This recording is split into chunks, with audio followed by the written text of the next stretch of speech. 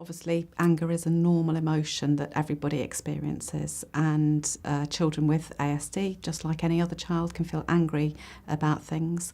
But there is more of a tendency for children with ASD to possibly show difficulties with anger because of some of the emotional difficulties that they might have as a result of the neurodevelopmental condition that they have. One of those main emotions that they can struggle with is anxiety, and anxiety can build up and then be shown behaviourally in angry behaviour. I think that can be in a variety of different ways. It might be typical angry behaviour that you would understand as being sort of tantrums or temper episodes.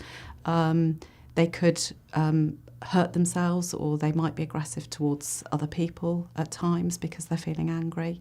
They might withdraw and become more isolated if they're feeling angry. Anxiety as well can be shown in sort of typical anxious behaviour. So a child who seems stressed, worried, might become more preoccupied with things and be showing worry through becoming preoccupied with things. You might notice that they're also not sleeping very well or not eating very well. So there's lots and lots of ways that a child can show that they're emotionally stressed, either through anger or through anxiety. There are many aspects of ASD that can be anxiety provoking. A child with ASD will often struggle with change, and that difficulty with change is often to a degree that people without ASD would not really necessarily recognise as being very significant enough maybe to cause a lot of anxiety, whereas in a child with ASD, something relatively small could actually provoke quite an anxious reaction. So I'm aware that I've worked with children who might be anxious because their chips and their tomato sauce have been put on a plate touching together, and that's caused an anxiety reaction. So it can be something which as people without ASD, we wouldn't necessarily anticipate that unless we've got the knowledge that that sort of thing can provoke that sort of reaction. We know that children with ASD have social and communication difficulties. So in a situation where they're misunderstanding communication or struggling with a social interaction, then they can feel anxious.